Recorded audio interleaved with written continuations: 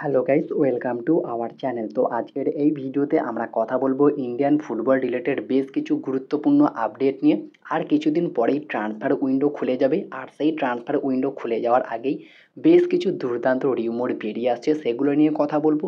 পাশাপাশি মোহনবাগান ইস্ট বেঙ্গলের কিছু আপডেট রয়েছে, মোহনবাগানের চোট আপডেট রয়েছে, ইস্ট বেঙ্গলের চোট আপডেট রয়েছে, সেগুলো নিয়ে কথা বলবো এবং গতকালকের ম্যাচ নিয়েও কথা বলবো। তো সব কিছু বিস্তারিত আলোচনা করব আজকের এই ভিডিওতে। তো চলো বেশি দেরি না করে আজকের ভিডিও শুরু করা যাক। ভিডিও শুরু করার আগে চ্যানেলে যারা প্রথমবার এসেছো এবং সাবস্ক্রাইব করোনি, তারা অবশ্যই সাবস্ক্রাইব করে পাশের বেল আইকনটিকে ক্লিক করে দিও। তো চলো শুরু করা যাক। ফার্স্ট অফ অল আমরা কথা বলে নেব গতকালকের ম্যাচ নিয়ে, যেখানে জামশেদপুর এফসি তাদেরই ঘরের মাঠে খেলতে নামে পাঞ্জাব এফসির এগেনস্টে। আর এই দুটো দলই কিন্তু বর্তমান সময়ে খুব ভালো ছন্দে রয়েছে। দুটো দলেরই কিন্তু 18 করে পয়েন্ট রয়েছে বর্তমান সময়ে।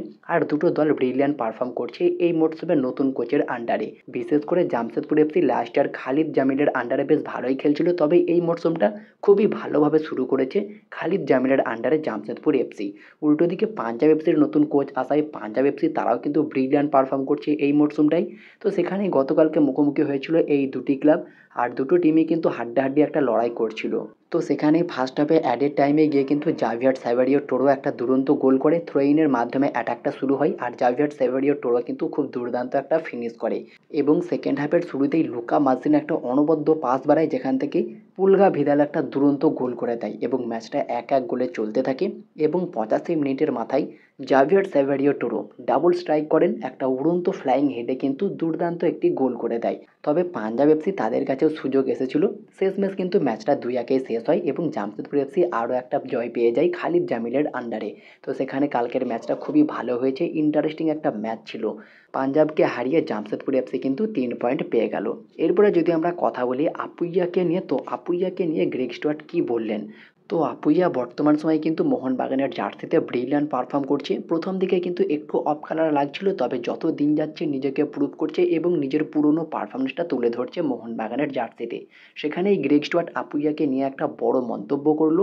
আর কি মন্তব্য করলো, আপুইয়া ইউরোপের যে কোনো ক্লাবে খেলার জন্য যথেষ্ট ভালো পারফরমেন্স করছে, ইউরোপের যে কোনো ক্লাবে তিনি খেলতে পারেন এমনটাই কিন্তু জানাচ্ছেন গ্রেগ স্টুয়ার্ট। তো সত্যিই আপুইয়া কি বিদেশি কোনো ক্লাবে খেলার মতো পারফরমেন্স করছে মোহনবাগান টিমে? অবশ্যই তোমাদের মতামতটাও কমেন্টে জানিও।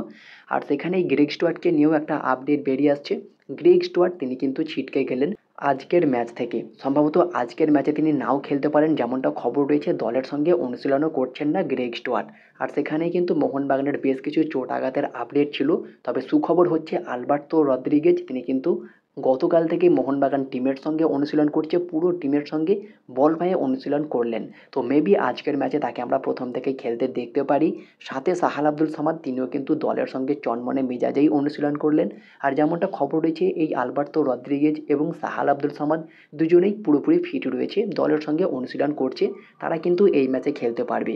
তবে অনিশ্চিত হয়ে গেলেন কিন্তু গ্রেগ স্টুয়ার্ট, এই ম্যাচ থেকে তিনি ছিটকে গেলেন। তো মোহনবাগানের যে সমস্ত চোট আপডেট ছিল আলবার্তো রদ্রিগেজ, সাহাল আব্দুল সামাদ তারা পুরোপুরি ফিট রয়েছে। তবে গ্রেগ স্টুয়ার্ট তিনি এখনও পর্যন্ত পুরোপুরি ফিট নয়, যার ফলে এই ম্যাচে তিনি খেলতে পারবেন না। এই ম্যাচ থেকে তিনি কিন্তু ছিটকে গেলেন, এমনই কিন্তু একটা আপডেট রয়েছে। বাকি দেখা যাক গ্রেগ স্টুয়ার্টকে অন্যান্য ম্যাচের মতো লাস্টের দিকে 10 থেকে 15 মিনিট ইউজ করে কিনা জোস ফ্রান্সিসকো মলিনা, সেটাও একটা দেখার বড় বিষয় থাকবে। তবে এই ম্যাচটা না খেলারই চান্স সবচেয়ে বেশি গ্রেগ স্টুয়ার্টের। আর এরপরে যদি আমরা কথা বলি ইস্ট বেঙ্গল টিমকে নিয়ে, তো ইস্ট বেঙ্গলও কিন্তু একটা বড় ধাক্কা খেলো। যেমনটা খবর বেরিয়ে আসছে ফরাসি মিডফিল্ডার মাদি তালাল তিনি কিন্তু সম্ভবত এই মরশুমটার জন্য বিদায় হয়ে গেলেন, মানে রুলড আউট হয়ে গেলেন, এমনই কিন্তু একটা খবর বেরিয়ে আসছে। বাকি দেখা যাক, পুরোপুরি কনফার্মেশন চলে এলে তোমাদেরকে অবশ্যই জানিয়ে দেবো। এরপরে যদি আমরা কথা বলি কেরালা ব্লাস্টার্স এফসিকে নিয়ে, তো কেরালা ব্লাস্টার্স এফসির একজন দুরন্ত স্ট্রাইকার যার নাম কুয়ামে পেপড়া, তিনি কিন্তু দল ছাড়তে চলেছে। সিজনের শুরুতেই শোনা গিয়েছিল তিনি দল ছাড়তে পারে, তবে তাকে কন্টিনিউ করিয়েছিল।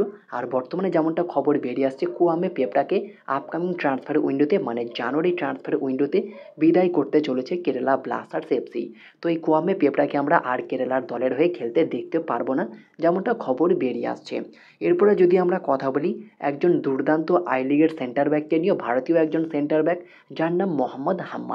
একসময় তিনি রিয়েল কাশ্মীরের হয়ে দুরন্ত পারফরমেন্স করেছিল, 2023-24 মরশুমে তিনি আই লিগের সেরা ডিফেন্ডারও হয়েছিল। আর মোহাম্মদ হাম্মাদকে নিয়ে যদি আমরা কথা বলি, 27 বছর বয়সে একজন ইন্ডিয়ান সেন্টার ব্যাকের পাশাপাশি রাইট ব্যাক পজিশনে খেলতে পারে। বর্তমান মার্কেট ভ্যালু 60 লাখ টাকা। তো তিনি এই মরশুমে এফসি গোয়াতে যোগ দিয়েছিলেন, আর এফসি গোয়ার হয়ে তাকে একটা ম্যাচেও কিন্তু খেলতে আমরা দেখতে পাইনি, তাকে কিন্তু কোনো রকম সুযোগই দেওয়া হয়নি। আর যেমনটা খবর রয়েছে এই মোহাম্মদ হামাদ তিনি কিন্তু এফসি গোয়া ছাড়তে চাইছে, আর সেখানেই বর্তমান সময়ে মোহনবাগান কিন্তু একজন ভালো ভারতীয় সেন্টার ব্যাককে খুঁজছে। তো এই আই লিগের সেরা সেন্টার ব্যাককে যদি মোহনবাগান নেয় বা তার সঙ্গে কথাবার্তা শুরু করে কোনো রকম যদি লোন ডিলে নিয়ে আসতে পারে, সেটা মোহনবাগানের জন্য অবশ্যই বেটার হবে। তবে যেমনটা খবর বেরিয়ে আসছে এই মোহাম্মদ হামাদকে নিতে আরও একবারে ইন্টারেস্ট শো করেছে তার প্রাক্তন ক্লাব রিয়েল কাশ্মীর এফসি। বাকি দেখা যাক মোহাম্মদ হামাদকে আমরা আইএসএলে দেখতে পাই, নাকি আবারও তাকে আমরা আই লিগের ক্লাবেই ফিরে যেতে দেখতে পাই। তো তোমাদের কি মতামত, এই মোহাম্মদ হামাদকে কি মোহনবাগানের নেওয়া উচিত? অবশ্যই কমেন্টে জানিও। আমি তো মনে করছি অবশ্যই নেওয়া উচিত, কারণ মোহনবাগান এই ধরনের সেন্টার ব্যাক কিন্তু একটা নয় যদি দুটোও নিয়ে রাখে সেক্ষেত্রে মোহনবাগান টিমের জন্যই ভালো হবে। কারণ ইন্ডিয়ান সেন্টার ব্যাক সেভাবে কিন্তু নেই, যদিও দীপেন্দু বিশ্বাস রয়েছে, তারপরেও দুজন অভিজ্ঞ সেন্টার ব্যাককে রাখলেই বেটার হবে মোহনবাগান টিমের জন্য। বাকি তোমাদের কি মতামত এই বিষয়ে অবশ্যই কমেন্টে জানিও। তবে ট্রান্সফার উইন্ডোতে অনেক কিছুই কিন্তু ঘটতে পারে, ট্রান্সফার মার্কেটে কোনো কিছুই কিন্তু অসম্ভব নয়, বিশেষ করে মোহনবাগান টিমের কাছে। তো দেখা যাক শেষমেশ মোহনবাগান কী চমক দেয় এই জানুয়ারি ট্রান্সফার উইন্ডোতে, তবে একটা বড়সড় চমক তো অবশ্যই থাকছে। তো এই ছিল আজকের ভিডিও, আজকের ভিডিওতে এই সমস্ত আপডেটগুলোই তোমাদেরকে জানানোর ছিল, জানিয়ে দিলাম। ভিডিওটি ভালো লাগলে লাইক শেয়ার কমেন্ট অবশ্যই করে দিও, আর আমাদের চ্যানেলে প্রথমবার এসে থাকলে সাবস্ক্রাইব করে পাশের বেল আইকনটিকে ক্লিক করে দিও। তো দেখা হচ্ছে নেক্সট ভিডিওতে। Bye bye.